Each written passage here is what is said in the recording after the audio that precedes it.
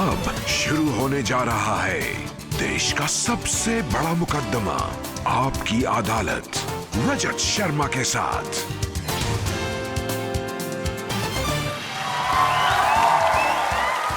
नमस्कार, आपकी अदालत में आपका बहुत बहुत स्वागत है। आजकल पूरे देश में छठ पूजा का उत्सव मनाया जा रहा है, महापर्व मनाया जा रहा है, चारों तरफ उत्साह का वातावरण है। इस माहौल में आपकी अदालत में आज मेरे मेहमान हैं भोजपुरी फिल्मों के सबसे बड़े स्टार। ये सिंगर हैं, एक्टर हैं, अभिनेता हैं और अभी अभी नेता भी बने हैं। Please welcome Dinesh Lal Yadav Nirahua.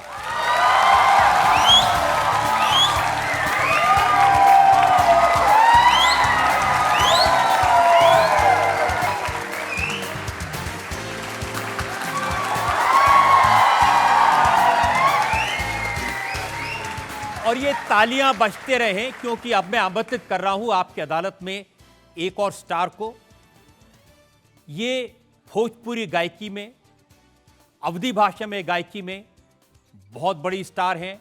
हमारी आज की जज हैं, इन्हें लोग लोक रानी के नाम से जानते हैं। Please welcome Malini Awasthi.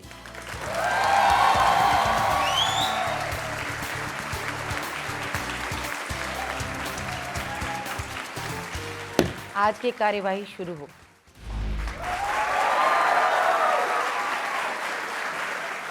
आजकल देश में छठ पूजा का माहौल है, महापर्व मनाया जा रहा है। ऐसे मौके पर आपकी अदालत में आज हम मुकदमा चला रहे हैं भोजपुरी फिल्मों के बड़े सितारे दिनेश लाल यादव, जिन्हें आप निरहुआ के नाम से जानते हैं। सबसे पहले तो मैं आपको बहुत धन्यवाद देता हूं और आपको प्रणाम करता हूं कि आपने मुझे ये अवसर दिया कि मैं आपकी अदालत में आ करके और पूरे देश की जो जनता है, जो इतना आशीर्वाद दिए एक किसान के बच्चे को, उनको मैं धन्यवाद दे सकूं। आप सभी को बहुत धन्यवाद देता हूं। तो आइए शुरू करते हैं आपकी अदालत में आज मुकदमा। पहला इल्जाम दिनेश लाल यादव निरहुआ पर। आपकी अदालत में भोजपुरी फिल्मों के सुपरस्टार दिनेश लाल यादव निरहुआ पर आरोप है कि ये बहुत शरारती हैं। दिनेश लाल यादव जी, निरहुआ जी, आपके बचपन की कथाएं मैंने सुनी हैं। सिंगर बनने का शौक था और शौक ऐसा था कि भैंस के ऊपर बैठ के कई कई घंटे गाते रहते थे। सच है सर। आपने जो कहा कि मैं भैंस के पीठ पे बैठ के बहुत देर तक गाना गाता था, दरअसल बचपन से मुझे घोड़ा पे बैठना था। क्योंकि पता नहीं क्यों बचपन से ही लगता था कि मैं राजा हूं, पर घर में घोड़ा ही नहीं है, मैं कैसा राजा हूं? ये कौन से राजघराने में पैदा हो गया जहां घोड़ा ही नहीं है? तो लगता था कि चलो ठीक है, घोड़ा नहीं है, कम से कम भैंस है। तो वही चराने का काम हमको मिला भी था। गाय भी थी, गाय और भैंस चराते थे। तो गाय पे तो नहीं बैठते थे, पर भैंस के ऊपर बैठ के, और चूंकि सिवान में तान लगाने का मजा एक अलग ही है, तो मैं गाता था कई घंटों, मतलब भैंस की पीठ पे बैठ के। लेकिन पिताजी चाहते थे कि पढ़ लिख करके कुछ बन जाएं, अफसर बन जाएं। हाँ, मतलब मेरे पिताजी को ऐसा लगता था कि जो बैंक में कैशियर होता है, सब पैसा उसी के पास है। तो वो हमसे कहते थे कि तू पढ़ बढ़िया से और बैंक में कैशियर बन जा।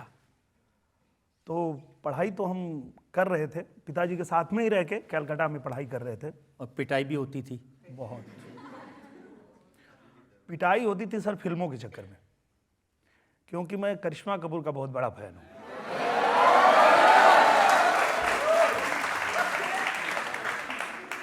उनकी कोई ऐसी फिल्म नहीं होती थी जो फर्स्ट शो में ना देखूं। जब भी रिलीज होती थी मैं स्कूल से भाग के, एक बार तो मैं आर्मी के कैंप से भी भाग के देखा था, क्योंकि मैं एनसीसी कर रहा था और हमारा कैंप गया हुआ था एक जगह पे, और पता चला कि आज करिश्मा कपूर की फिल्म रिलीज हो रही है। शुक्रवार का दिन था। मैंने कहा ये तो जीवन का एक रिकॉर्ड ही टूट जाएगा अगर मैंने नहीं देखा तो मैं वहाँ से भी भाग के उनकी फिल्म देखता था। और दीवानगी ऐसी थी कि घर के दीवार के सभी तरफ उनका फोटो चिपका के रखता था। अब पिताजी जब भगवान की पूजा करते थे तो थोड़ा धुआं उधर भी जाता था।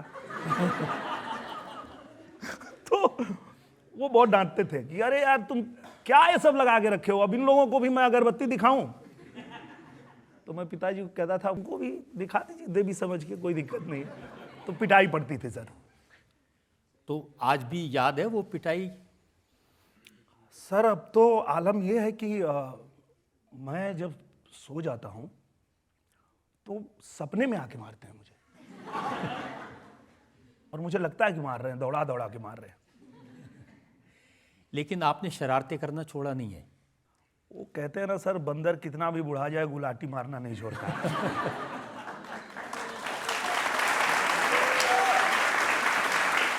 दिनेश लाल यादव नाम तो समझ आता है, ये निरहुआ क्या है? वो ऐसा था सर ना कि मैं स्ट्रगल कर रहा था गायकी में, और एक दो कैसेट मेरा आया था। एक तो था बुढ़वा में दम्बा। बुढ़वा में दम्बा हाँ, मतलब बुढ़े आदमी में दम है। दम है क्योंकि अमिताभ बच्चन का फोटो लगा था उस पे। और अमित जी जो है नए नए जो आ रहे थे स्टार, उनको भी पूरा एकदम पछाड़ रहे थे। तो बुढ़वा में दम बा ये कैसेट आया था। उसके बाद एक और कैसेट आया, मलाई खाए बुढ़वा। और खूब लोगों ने पसंद किया।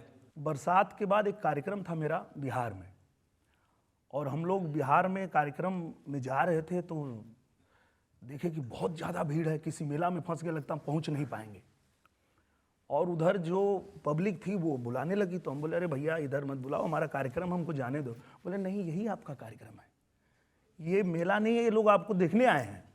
और सब लोग चिल्ला रहे निरहुआ सटल रहे।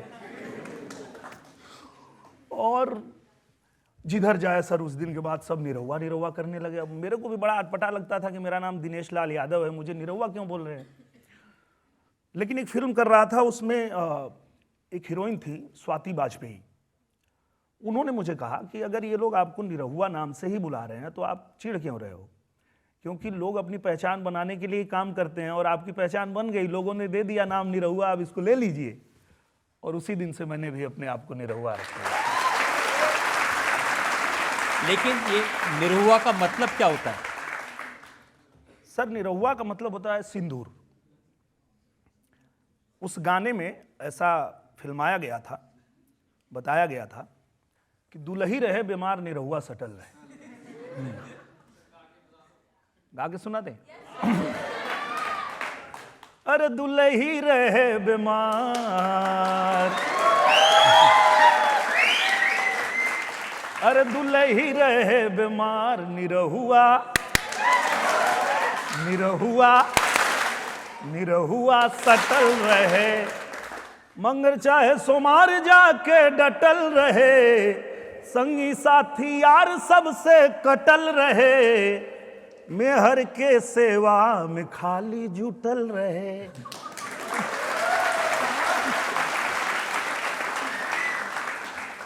तो मुझे लगता है ये एल्बम हिट भी इसीलिए हुआ सर कि हर औरत को ऐसा ही पति चाहिए जो दोस्त यार के साथ में पार्टी ना करे, अपने पत्नी का ख्याल रखे, अपने पत्नी की सेवा करे। अगर वो बीमार है तो उसका ख्याल रखे। और शायद इसीलिए जो माताएं बहनें हैं उनके बीच में मैं बहुत फेमस हो गया, और उन लोगों ने निरहुआ नाम दे दिया सर। आप निरहुआ के नाम से फेमस हुए, एल्बम चली, लोगों ने देखा, लेकिन गाजीपुर से बॉम्बे, वो बड़ा खतरनाक टाइम था सर। गाजीपुर मेरा ज़िला है, और गाजीपुर में ही एक शो था, और शो में लोग कोई भी कार्यक्रम शुरू करते हैं तो पहले देवी गीत गाते हैं, माँ की आराधना करते हैं, सरस्वती वंदना करते हैं। और मैं जैसे ही वो वंदना शुरू करता था, वो पब्लिक में से एक आदमी आया और बोला बंद करो, निरहुआ सटल रहेगा।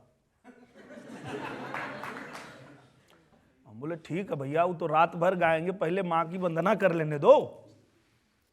बोला ना, नहीं करने देंगे। हम बोले भैया अगर हम वंदना नहीं करेंगे तो आगे नहीं गाएंगे हम। अब वो एकदम जिद पे अड़ गया, कॉलर पकड़ लिया मेरा, कॉलर पकड़ लिया तो मैं भी अहिर का बेटा हूं, अंदर से अहिर जाग गया, उठा के पटक दिया उसको वहीं।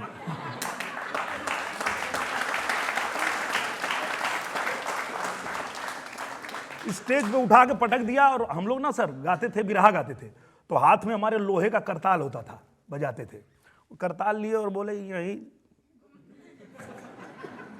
खेला खत्म कर दूंगा यही। और उसके बाद फिर वो प्रोग्राम बंद हो गया, मैं घर आ गया। हमारे बड़े भैया विजय लाल यादव जी जो मेरे गुरु हैं, वो घर पे आए बनारस से भाग के और बोले कि अरे तुम किसको कल मार दिया स्टेज पे। तो वो तो मुख्तार अंसारी का आदमी था।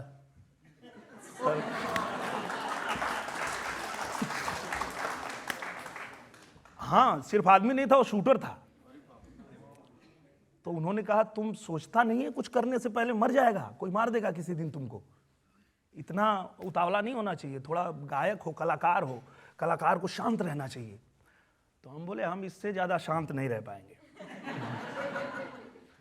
अगर कोई मेरे ही देश में, मेरे ही जिला में, मेरे ही गांव में मुझे मेरी आस्था को पूरा करने के लिए रोकेगा तो मैं भी उसको ठोकेगा।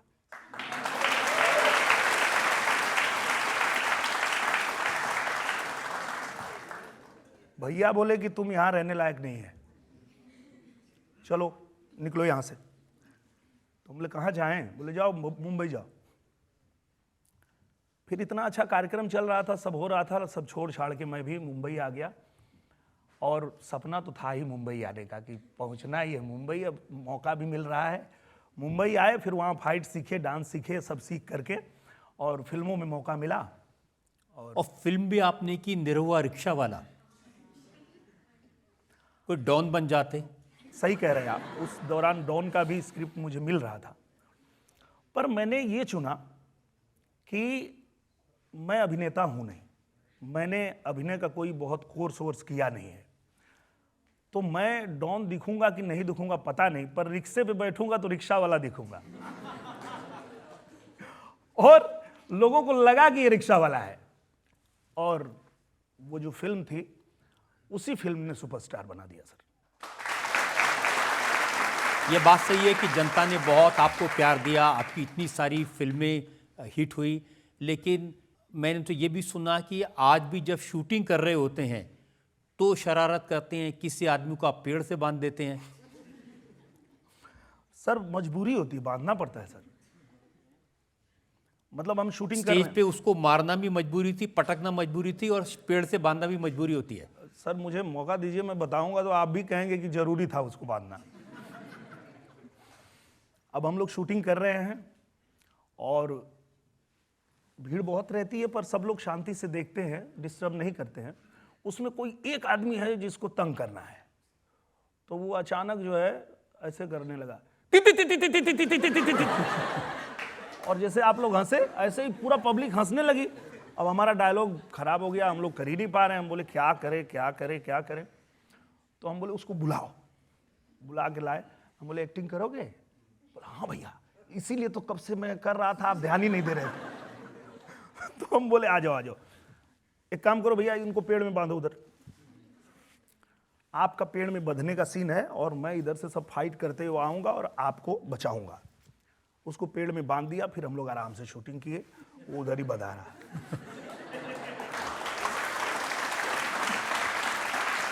जनता में से एक दो सवाल ले सकते हैं। आजकल भोजपुरी फिल्म इंडस्ट्री में नंबर 1 को लेकर पवन सिंह और खेसारी लाल में होड़ मची हुई है और लड़ाई चल रही है। निरहुआ किसे नंबर 1 मानते हैं? मैंने दोनों भाइयों को ये बात बताया है कि नंबर 1, नंबर 2 और नंबर 3 तो निरहुआ के नाम से बुक है। 4 और 5 के लिए उनको लड़ना चाहिए।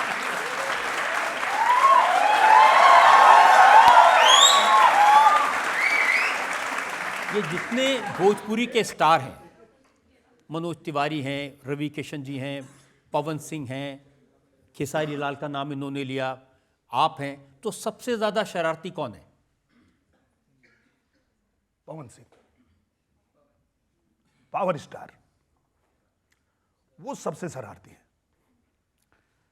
उनकी शरारत को मैं अगर बताऊं सर, तो पता नहीं आप चलाएंगे कि नहीं, काट देंगे। बहुत शरारती है वो। मैं 19 में चुनाव लड़ रहा था और चुनाव के दौरान जिस दिन नामांकन था उस दिन हम लोगों ने तय किया कि पवन सिंह, खेसारी लाल और निरहुआ तीनों जाएंगे। और एक हेलीकॉप्टर बुक हुआ और मैं जाके बैठा, पवन जी आके बैठे। पवन जी बोले, का देखा तारा, चला। तो हम बोले, अरे वो आवत अरे खेसारी, आए ओकर का काम बा,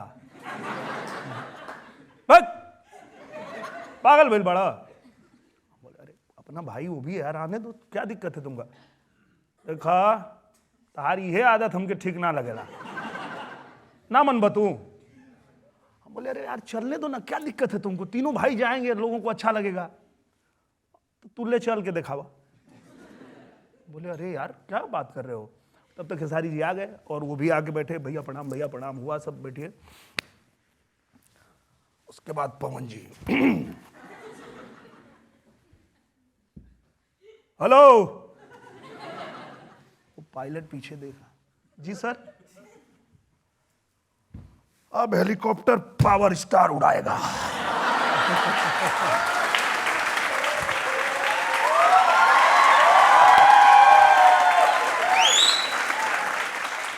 खेसारी जी बोल रहे हैं, ए भैया देखा देखा इनकर देखा, हम यही से हम कहते नहीं कि उनके लेके जाता था, हम ना जाए। रुको रुको रुको रुको, तुम टेंशन मत लो, हम समझाते। अरे भाई क्यों ऐसे कर रहे हैं, पवन जी शांत हो जाइए। अरे काहे डराता रे, हमरा उड़ावे आवेला। खेसारी बोले, भैया देखा हम कहता नहीं कि भैया इनके मना करा। हेलो पीछे आओ ना यार, इधर बैठो, अब पावर स्टार उड़ाएगा। वो भी घबरा गया, पायलट भी। अरे सर ये क्या कर रहे हैं, इनको बैठाओ ना। और तब तक खेसारी जी उतरे और बोले, भैया रायना हम ना जाए, प्रणाम। हम निकले और चले गए। उसके बाद बोलते हैं, हेलो चलो।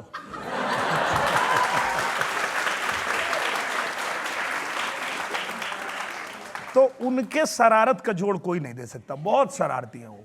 और इसीलिए ना उनको बचपन में हनुमान कहते थे लोग, पवन सिंह को। आज भी उनकी शरारत वैसी ही है। और मैं सुना कि रवि किशन आप सब लोगों को ज्ञान देते हैं, बताते हैं किस प्रोड्यूसर को कैसे हैंडल करना है। एक्चुअल में हम लोग सबके गुरु वही हैं। वो जब भी मिलते हैं कहते हैं, जिंदगी झंड बा फिर भी घमंड बा, हर हर महादेव, हर सरवा। कौन आया है फिल्म बनाने। बोले, आया है भैया, और वो कह रहा है बहुत पैसा है, अब पूरा इंडस्ट्री को बदल देगा। अच्छा भेजो उसको, हम बदल देते हैं। और बताते हैं कि देखो क्या है बेटा, इसके पास माया ज्यादा हो गई है और ये माया से मुक्ति चाहता है। इसलिए इतनी दूर आया है। क्योंकि बताओ, जो आदमी भट्ठा चला रहा था उसको फिल्म बनाना है।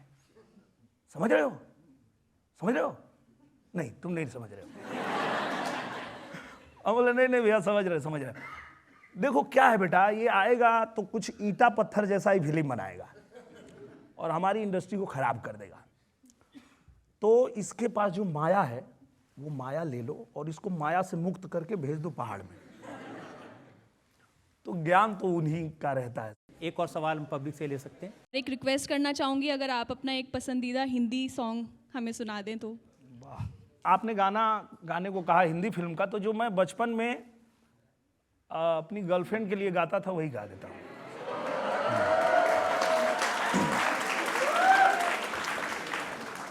और बिल्कुल वो आप ही की तरह सुंदर थी।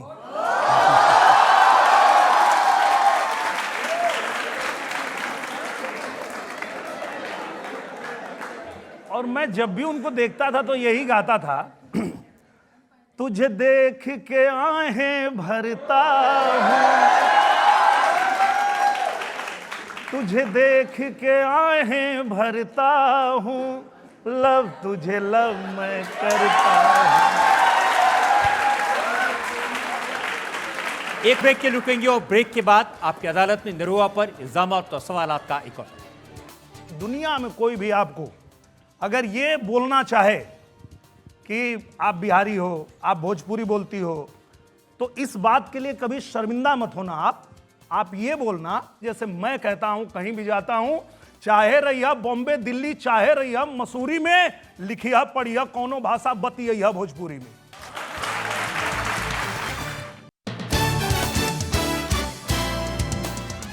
आपकी अदालत में आज मुकदमा चला रहे हैं दिनेश लाल यादव उर्फ निरहुआ पर। छठ पूजा का मौका है, देश में उत्साह का माहौल है। भोजपुरी फिल्मों के स्टार निरहुआ पर अगला इल्जाम। आपकी अदालत में भोजपुरी फिल्मों के सुपरस्टार दिनेश लाल यादव निरहुआ पर आरोप है कि ये अश्लीलता फैलाते हैं। अब देखिए, आप कह रहे थे कि माहौल बदल रहा है, लेकिन भोजपुरी को पूरी दुनिया में 25 करोड़ लोग बोलते हैं, देखते हैं, लेकिन जब आपकी फिल्में देखते हैं तो उन्हें क्या सुनाई देता है? सैया, गोरी, खटिया, चोली, ब्लाउज।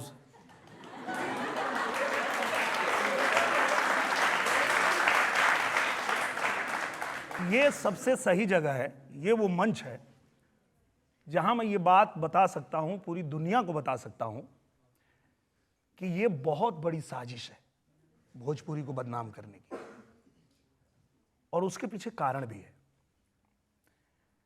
हमारी फिल्में बनती है 1 करोड़ में, बाकी फिल्में बनती है 10 करोड़, 20 करोड़, 50 करोड़, 100 करोड़ में। और जब थिएटर में हमारी फिल्में लगती है भोजपुरी की, और वहीं वो 100 करोड़ की फिल्म रिलीज हो रही है, और जब थिएटर वाले से कहा जाता है कि भैया हमारी फिल्म रिलीज हो रही है, लगाओ, तो बोलता नहीं, निरहुआ की फिल्म लगी है, नहीं लगाएंगे। तो उनको लगता है कि ये कौन सी फिल्म बनाया है लोग, जिसके वजह से हमारी इतने बड़े सुपरस्टार की फिल्म वहां नहीं लग रही है। तो देखो उसको, तो देखते हैं तो उनको वाकई पता चलता है कि तो बड़ी बेमिसाल फिल्म बनाया है इन लोगों ने, बड़ी लाजवाब फिल्म बनाया है। तो इनको डिग्रेड कैसे किया जाए? तो डिग्रेड करने के लिए मीडिया में, हर इंटरव्यू में, हर प्लेटफॉर्म पे भोजपुरी को अश्लील सिर्फ अश्लील बात करके, कह के, और उसको ऐसा जताया जाता है, जबकि आज ये पूरा देश तय करे, ये पूरी जनता करे, जज साहब तय करे, आप तय करें। जो आपने इल्जाम लगाया है कि हमारे गाने में रहता है सैया, तो उनके गाने में क्या रहता है? सैया के साथ मड़ैया में। वो अश्लील नहीं है, वो अश्लील नहीं है। उनके गाने में क्या होता है? हमने खाली ये अपने गाने में दिखाया कि हमारी पत्नी है और वो तैयार हो रही है जाने के लिए, और वो कह रही है कि हाथ पहुंचत नहीं खे जाता रूक राजा जी, लगाए दें चोलिया के हुक राजा जी।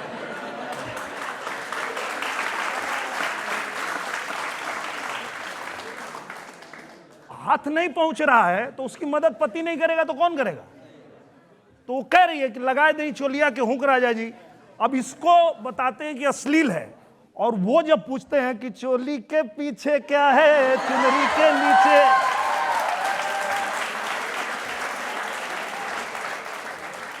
हम तो भैया भोजपुरी में खाली हुक की बात कर रहे हैं, तुम क्या बात कर रहे हो वो बताओ ना। अब आप भोजपुरी में क्या बात करते हैं उसके 1-2 एग्जाम्पल मैं आपको बताता हूँ। जी।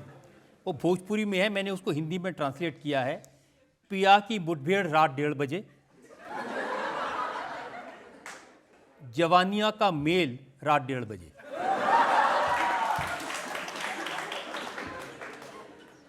कम से कम भोजपुरी में 1:30 बजे तक ही है ना। जो हम पे इल्जाम लगाते हैं वो क्या बनाते? सुबह से लेकर शाम तक, शाम से लेकर सुबह तक, प्यार करो मुझे प्यार करो। भोजपुरी में 1:30 बजे बोल दिया तो इतना प्रॉब्लम हो गई कि भोजपुरी को अश्लीलता से जोड़ दिया गया। आई सुबह से लेकर शाम, शाम से लेकर सुबह, तो हम अश्लील हैं कि ये लोग अश्लील हैं? लेकिन ये तो भोजपुरी में कहते हैं ना, पलंग पे आ जा चाहे तो नीचे तकिया लगा ले।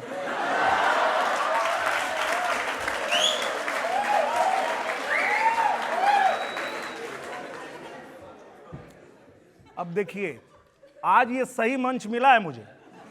मैं पूरे दुनिया में जितने भोजपुरी भाषा बोलने वाले समझने वाले लोग हैं, आज उनके तरफ से मैं जवाब दूंगा।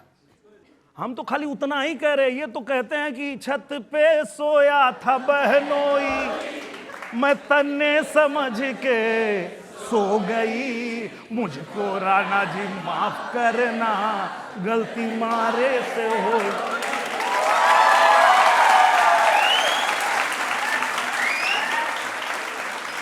अब पूरी ये जनता की अदालत, जज साहब, आप और पूरा देश दुनिया तय करे कि हम अगर खाट पे बुलाए हैं तो हम अश्लील हैं कि ये जो छत पे कांड हुआ है ये लोग अश्लील हैं।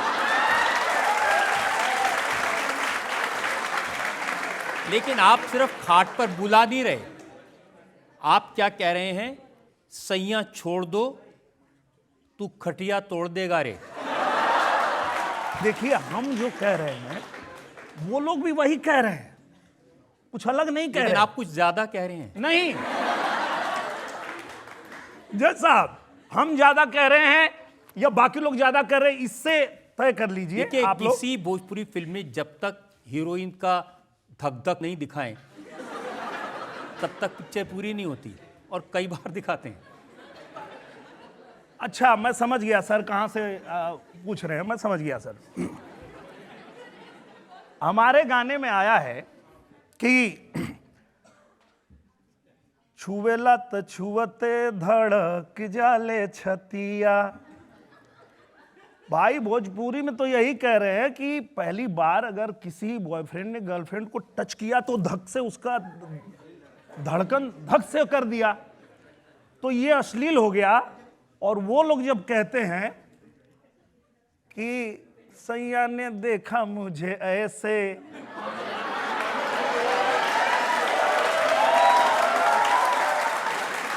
कौन अश्लील है ये आज तय होगा इस अदालत में। अश्लील कौन है, हम हैं कि ये है?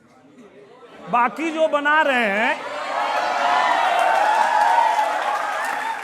हम तो सिर्फ ये कह रहे हैं कि भाई सैया अगर टच किए तो हमको धक से हो गया कि अरे टच कर दिए, तो ये तो अश्लील कहां से लग रहा है भाई? अश्लील तो ये है कि सैया ने देखा मुझे ऐसे में। मुझे लगता है कि आप लोग आज जान जाओगे कि भोजपुरी को अश्लीलता से जोड़कर ये लोग क्यों बदनाम करना चाहते हैं। अरे भाई, ये तो आप हीरोइन से कहते हैं अपनी लिपस्टिक का स्वाद चखा दे।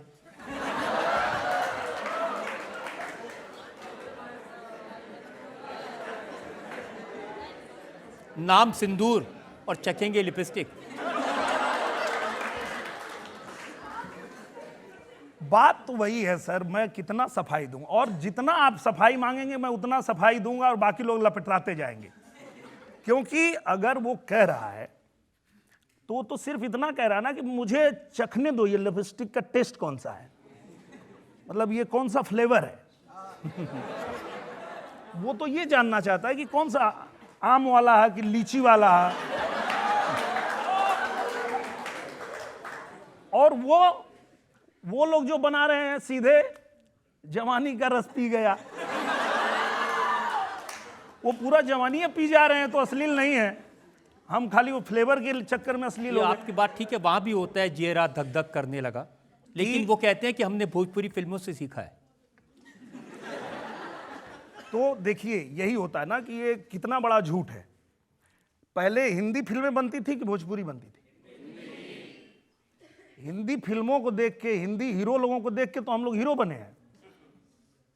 हम लोग गोविंदा जी को देखे, हम लोग अक्षय कुमार जी को देखे, तो उन लोगों को देख के तो हम लोग आए। अब देखिए साहब, आप मुझे बताइए, आपकी कोई ऐसी फिल्म नहीं होती जिसमें एक सुहागरात का सीन ना हो? बेडरूम, पलंग, रजाई, ये सब परमानेंट है। एक फिल्म थी, आप लोगों ने देखा होगा, राजा हिंदुस्तानी। उसमें हीरोइन का बाप कहता है कि राजा तुम्हारी शादी हो गई है? तो बोलता नहीं साहब, अभी तक जो चाहा वो मिली नहीं। बोला तुम लोग भी सपनों की दुनिया में खोए रहते हो, जैसे लगता है कोई राजकुमारी आने वाली है। तो बोलता आएगी साहब, हमारे भी सपनों की राजकुमारी आएगी। हम देखे तो हमको लगा हमारे भी सपने की राजकुमारी आएगी। और फिर हम सर निरहुआ हिंदुस्तानी बनाए और निरहुआ चल दिया अपने सपने की रानी खोजने मुंबई आने के बाद सपने की रानी मिल भी गई। सपने की रानी को लेकर के गांव आया और गांव का कल्चर, भोजपुरी का कल्चर ऐसा था कि वो जो बिगड़ी हुई लड़की थी वो सुधर गई। उसका बाप भी आके नहीं उसको पहचान पा रहा है कि ये मेरी ही बेटी है जिसको हम जिंदगी में नहीं सुधार पाए, आप लोग कैसे सुधार दिए। तो हमने कहा कि भोजपुरी का रंग होबे ऐसा करेला कि कौनो रंग पे चढ़ जाला।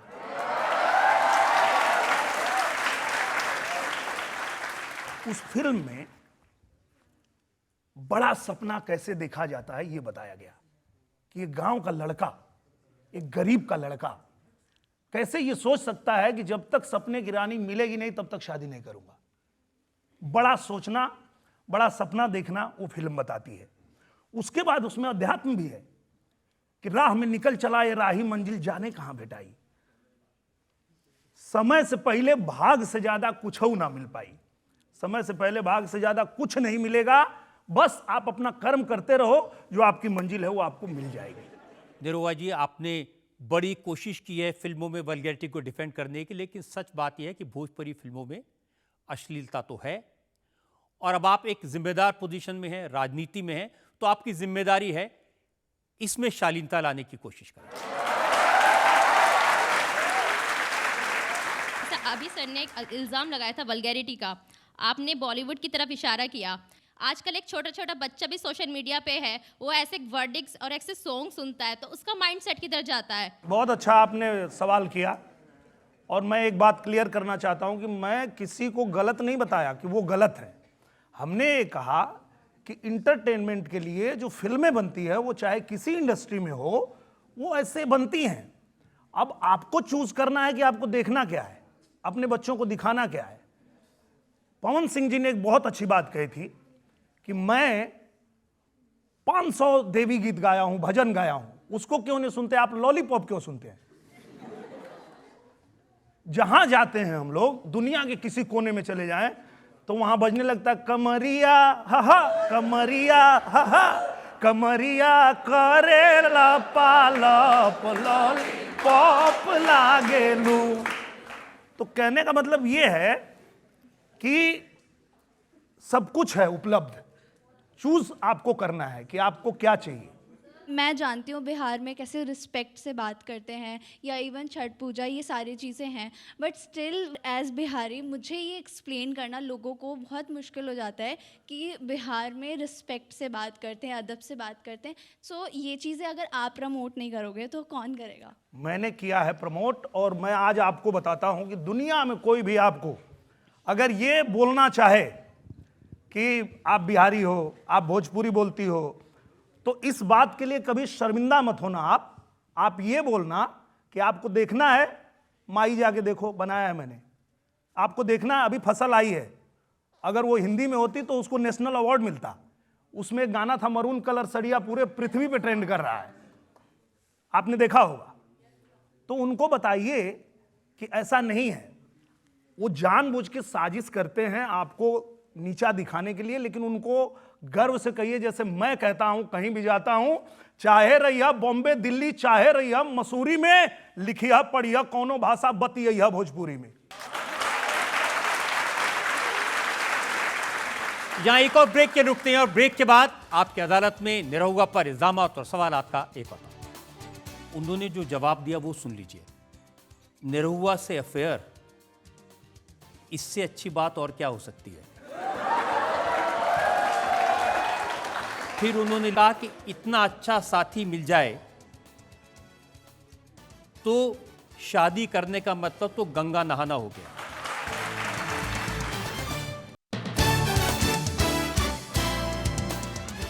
Welcome back.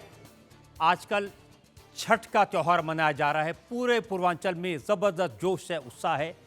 इसी मौके पर आज हमारे मेहमान हैं निरहुआ, आपकी अदालत में अगला इल्जाम। आपकी अदालत में भोजपुरी फिल्मों के सुपरस्टार दिनेश लाल यादव निरहुआ पर इल्जाम है कि ये दिल फेंक आशिक हैं। देखिए, आपने यही प्रूव कर दिया कि आप कितने दिल फेंक हैं। गांव में लड़की के लिए भी गाना गाते थे, घर की दीवारों पर करिश्मा के पोस्टर लगाते थे, और जब आप फिल्म इंडस्ट्री में पहुंचे तो भी आपकी रेपुटेशन यही बनी। तो मुझे लगता है वो जवानी जवानी नहीं जिसकी कोई कहानी नहीं।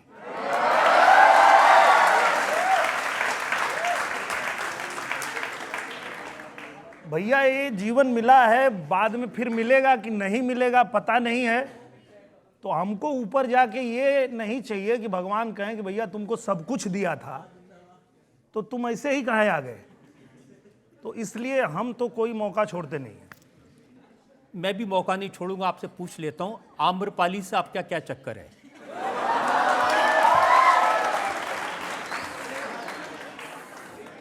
अच्छा, ये ना जो हमारे दर्शक हैं ये चक्कर यही बनाते हैं।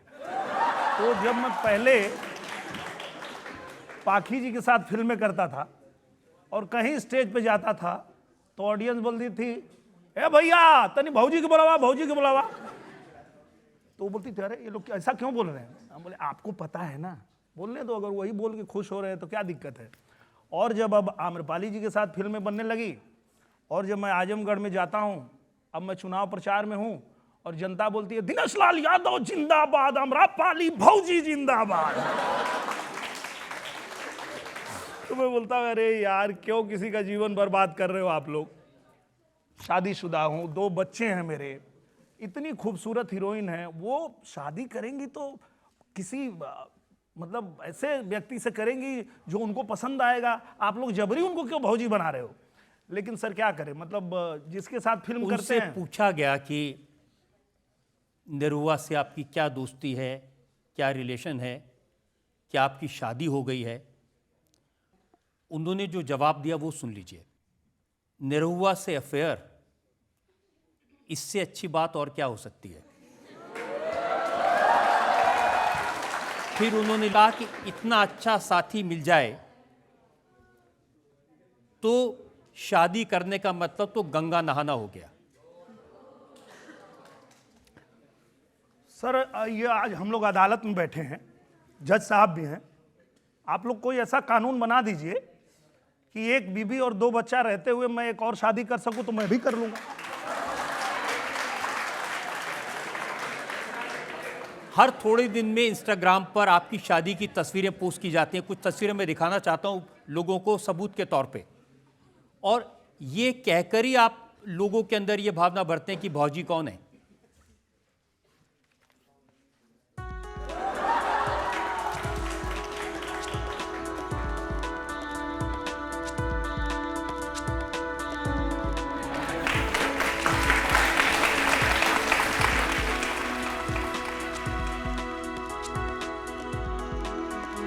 हर थोड़े दिन में ऐसा लगता है कि आपकी शादी हो रही है आम्रपाली से। अब हर फिल्म में शादी होती है, क्या करें। और इस बात से ना मेरी माँ भी बहुत नाराज रहती है। जब मैं गांव जाता हूँ तो पहले बुलाते इधर आ, तो मतलब बोलो ना, सुन रहे हैं, नहीं इधर आ। तो नज़दीक बुला लेगी और पहले पकड़ लेती है कि भागने ना पाए, और बोलती है एक बात बताओ, जब उससे शादी तुम्हारा एक बार हो गया तो अगला फिल्म में फिर क्यों उसी के लिए लड़ाई करता है? कभी इधर से खून निकलेगा, कभी इधर से गोली लग जाती है, कुछ हो जाता है। तुमको बचपन से पाल पोस के कितना तकलीफ से हम बड़ा किए, तुमको पता है? बोलते अरे माई नकली है वो सब। बोलते अरे नकली है तो एक बार सही है ना, तुम बार बार काहे करता है? तो हम बोले अच्छा ठीक है, हम कोशिश करेंगे अगला फिल्म में हम बोलेंगे कि शादी मत रखो, बाकी सब रखते हैं।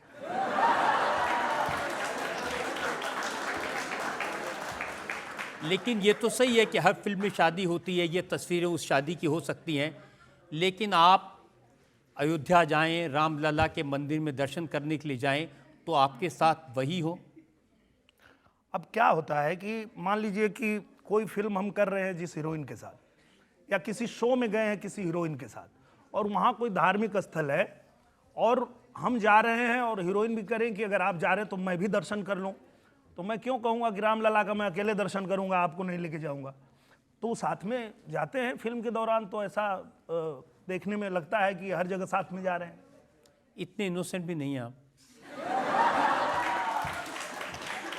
मैंने एक इंसिडेंट के बारे में जानकारी हासिल की है राम भद्राचार्य जो बड़े सन्यासी हैं, साधु हैं, उनको मिलने गए और उन्होंने आम्रपाली को देखकर आपसे पूछा कि आपकी बहन है क्या, और आपने कहा कि ये तो अब अर्धांगिनी बन चुकी है। बताता हूँ, उसके पीछे कारण है। हम गए बाबा का दर्शन करने और बाबा मेरे जाते ही कह रहे, अरे निरहुआ सटल रहे, आओ आओ आओ आओ। हम गए, पैर छुए, प्रणाम किए, बाबा हमसे मजा लेने लगे। बोले ये तुम्हारी बहन है? तो हम भी बाबा से मजा ले लिए कि नहीं, ये हमारी अर्धांगिनी है। अगर मतलब वो हम लोग के गुरु हैं और वो सब कुछ देखते हैं। वो तो यहाँ तक उन्होंने कहा है कि उन्होंने भगवान राम को भी देखा है। तो जब आप इतना देखें तो ये 35 फिल्म में मेरी मतलब बीवी बनी है, वो देख ही नहीं रहे हैं, और एक भी फिल्म में बहन नहीं बनी है और बोल रहे हैं कि बहन है। जज साहिबा कुछ कहना चाहती हैं आपसे? आदेश। अब जब गीत संगीत की फरमाइश चल निकली है तो मेरा अनुरोध आपसे है कि जिस गीत से आपकी पहचान बनी वो तो आपने पेश किया, लेकिन सुर संग्राम के दौरान मैंने देखे हैं आपके कितने लोकप्रिय गीतों को कॉन्टेस्टेंट्स आकर गाते थे। कुछ ऐसा पारंपरिक खाँटी लोकगीत सुनाए। एक गीत उस समय मैंने गाया था कि इलाहाबाद से मैं हमार पतोह कैले बा, अजब से आइल बाई घरवा में कोह कैले बा। तो उसका जवाब भी था कि एही तरह पेचा हमार धैले रहलू तू, उहे करे ले पतोहिया जवन कैले रहलू तू। तो ये तो उस समय था। अभी जब मैं गांव में जाता हूं और लोगों से मिलता हूं, माताओं बहनों से मिलता हूं, तो जो लोग पहले ये बोलते थे कि पढ़ी लिखी बहू नहीं चाहिए, मतलब वो आई है तो बड़ा तंग कर रही है, खाना नहीं बना रही, ये नहीं कर रही है, वो नहीं कर रही है, पढ़ी लिखी पतोह से मतलब चिढ़ती थी सास। आज वही लोग उनका सुर बदल गया है जब से महिला आरक्षण बिल आया है। तो अब वो लोग क्या कह रही हैं कि बेटा के जैसे पतोहियों के पढ़ावल जाई हो, बेटा के जैसे पतोहियों के पढ़ावल जाई हो, अब तो लोकसभा पतोहियों के लड़ावल जाई हो। क्वेश्चन तो नहीं है, एक रिक्वेस्ट है हमारी जज साहिबा से, मालिनी अवस्थी जी से। जैसे कि हम सब जानते हैं उन्होंने भोजपुरी इंडस्ट्री में सुपरहिट सॉन्ग्स दिए हैं, छठ पूजा का अवसर भी है, तो अगर आप हमारे लिए कुछ गाएंगी तो हम सबको बहुत अच्छा लगेगा। वाह।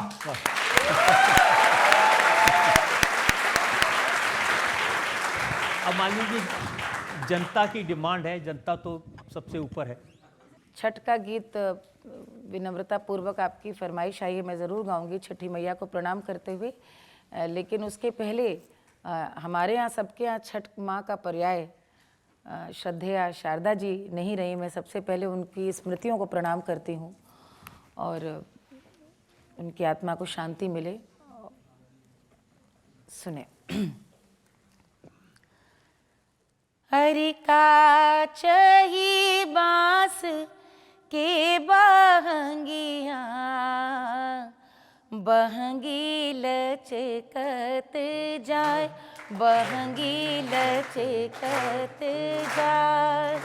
हरि का चही बांस के बहंगिया, बहंगी लचकत जाए, बहंगी लचकत जाए।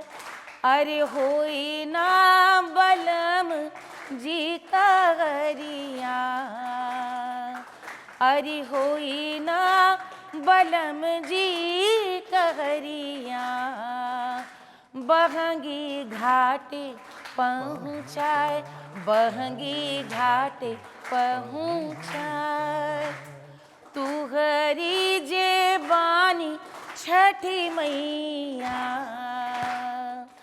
अरे तू हरी जे पानी छठी मैया, बहंगी ऊन पाके जाए, बहंगी घाटे पहुँचाए, बहंगी लचकत जाए।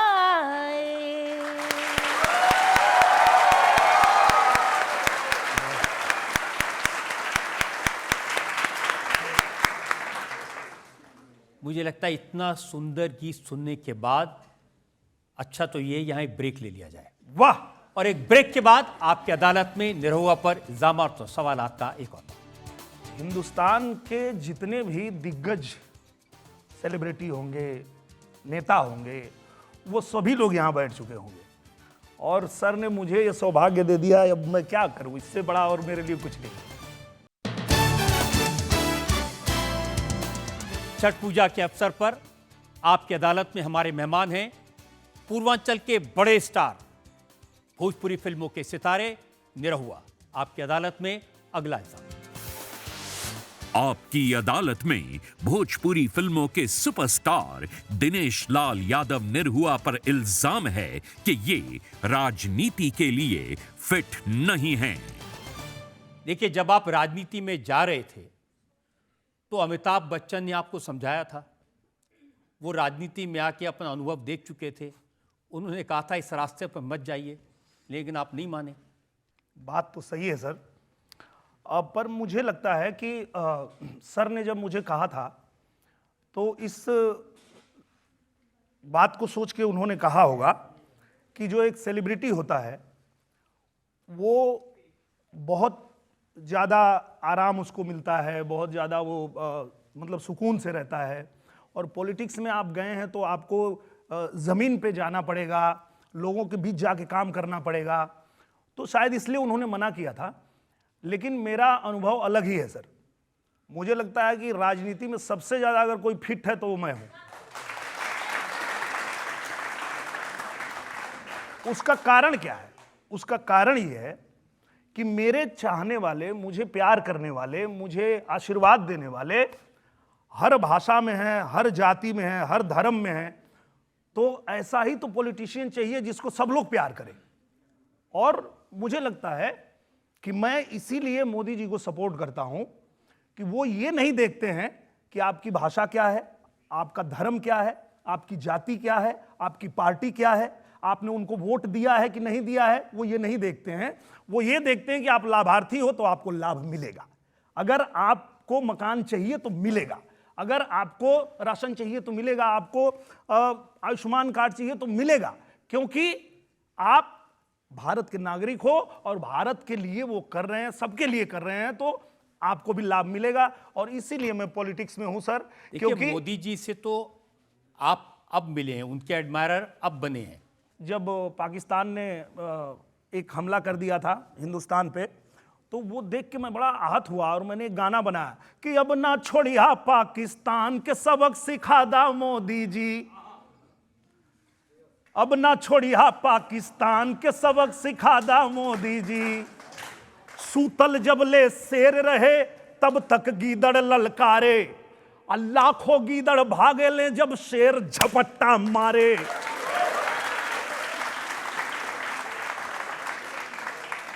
तो पाकिस्तान के अब वो करे औकात बता दा मोदी जी। और उसके बाद सर्जिकल स्ट्राइक हो गया। तो मुझे लगा कि वाह, मतलब हम जो गा रहे हैं वो आवाज पहुंच रही है। आपके वीडियोस मैंने देखे जिसमें आप लोगों से कह रहे हैं साइकिल को वोट दो। जब कोई अच्छा काम करता है तो उसकी सराहना होनी चाहिए और उसका सपोर्ट करना चाहिए। जब धरती पुत्र मुलायम सिंह यादव जी रक्षा मंत्री थे, उस समय उन्होंने एक नियम लाया था कि सिर्फ टोपी और बेल्ट ही शहीद का उसके घर पे नहीं जाएगा, उसका पार्थिव शरीर भी जाएगा और साथ में एक धनराशि भी जाएगी। तो मैं उनका फैन हो गया। मैं मानने लगा कि वाह, नेताजी ने ये कितना बड़ा काम कर दिया। मैं उनका एकदम फैन हो गया। उसके बाद जब अखिलेश यादव भैया आए और उन्होंने कहा कि मैं किसी माफिया को टिकट नहीं दूंगा, तो मैं भी उनका प्रचार किया कि बस यही तो चाहिए था, ऐसा ही लीडर चाहिए था जो ये कहे कि मैं किसी माफिया को नहीं दूंगा टिकट। लेकिन हार गए तो फिर माफिया लोगों के साथ में हो गए। तब मुझे लगा कि अब तो बुलडोजर बाबा को आना ही चाहिए।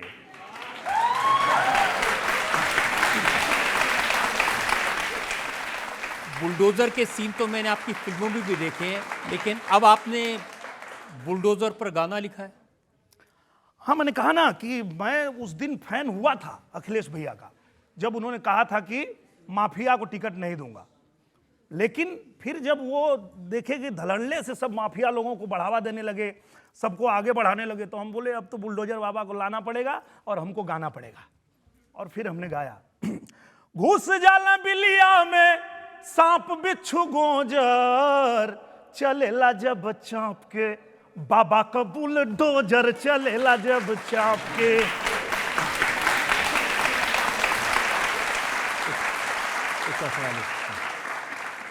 आपका एक गाना बहुत ज़्यादा पॉपुलर हुआ था, हिट हुआ था, योगी तो आएंगे, योगी जी तो आ गए हैं, तो एक बार आप अगर गाना गा देते तो मज़ा आ जाता। बिल्कुल बिल्कुल बिल्कुल। चाहे जितना जोर लगा लो, चाहे जितना शोर मचा लो, जीतेगी बीजेपी ही, आएंगे फिर योगी ही, आएंगे फिर योगी ही। जनता है वो आपको पसंद करती है एक फिल्म स्टार के तौर पे, एक भोजपुरी स्टार के तौर पे, सिंगर के तौर पे। वो काम छोड़ के अपना टाइम राजनीति में लगा रहे हैं। नहीं नहीं नहीं नहीं, मैं ऐसा नहीं करता हूँ। मैं कैसा करता हूँ आप लोगों को भी मैं बताता हूँ।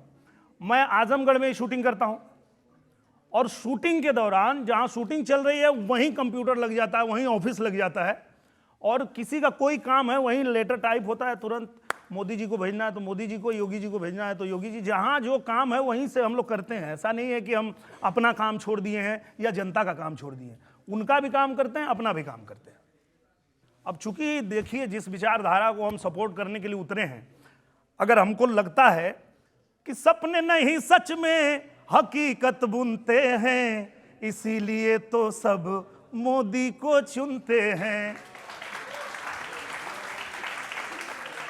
तो जो हर हिंदुस्तानी का सपना है कि मेरा देश विकसित राष्ट्र बने, और ये सपना पूरा करने के लिए अगर मोदी जी दिन रात एक कर दिए हैं, तो मुझे लगता है कि कुछ समय अगर हम लोगों को भी उसमें देना पड़े तो देना चाहिए, और हम जरूर देंगे।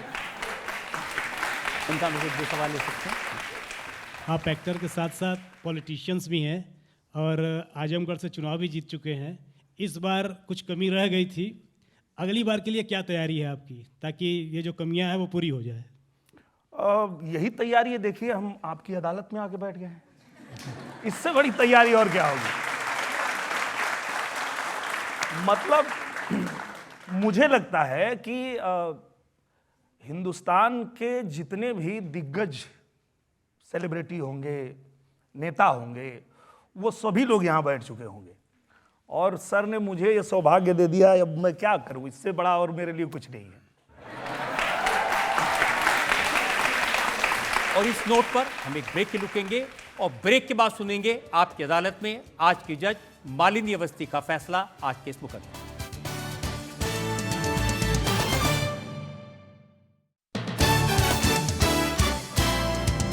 Welcome back. छठ के पर्व के मौके पर आज के स्पेशल शो में हमने सवाल पूछे फिल्म स्टार निरहुआ से, उनकी पर्सनल लाइफ के बारे में, भोजपुरी फिल्मों के बारे में, उनकी राजनीति के बारे में और उनकी दिल फेंक होने की आदत के बारे में। अब वक्त है आपकी अदालत में हमारी आज की जज जानी मानी गायिका मालिनी अवस्थी के फैसले का। दिनेश लाल निरहुआ जी ने आज बहुत ही आक्रामक आरोपों का सामना किया है, और अदालत ने इस बात को महसूस किया कि उन्होंने बहुत साफगोई से सारे सवालों का जवाब दिया, किसी बात से इनकार नहीं किया, भले ही सवाल कितने भी असहज हों। कहीं ना कहीं दिनेश लाल निरहुआ जी की कहानी भारत के एक गांव के लड़के के सपना देखने और उसको पूरा करने की संघर्ष की कहानी है। मैं ज़रूर ये बात कहना चाहूँगी कि आपको इस बात का कोई भ्रम नहीं है कि आप एक एंटरटेनर हैं, आप एक कलाकार हैं, और आप फिल्में बनाते हैं या गाते हैं विशुद्ध मनोरंजन के लिए। द्व्यर्थी डायलॉग्स और अश्लीलता के पक्ष पर आपने बहुत बेबाकी से अपना पक्ष रखा है, और आपने कहीं ना कहीं दर्शकों श्रोताओं के भी एक दोहरे रवैये के बारे में बहुत अच्छे से टिप्पणी की है। और मैं उस पर अपनी ओर से जोड़ना चाहूँगी कि सिर्फ हिंदी फिल्मों नहीं बल्कि आजकल के रैप के भी यदि आप शब्द सुन लें तो उसका यदि हिंदी अनुवाद करें तो घर में सुनने योग्य नहीं है।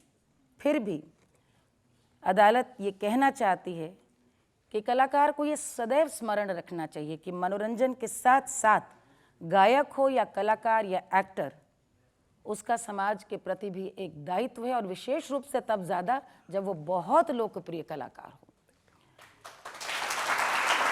अदालत ये अपेक्षा करती है कि दिनेश लाल निरहुआ जी इसी प्रकार शुद्ध मनोरंजन करते रहेंगे। राजनीति में जय पराजय जीवन का एक अंग है, लेकिन अपने क्षेत्र की सेवा करते रहें। यह अदालत सभी आरोपों से आपको मुक्त करती है।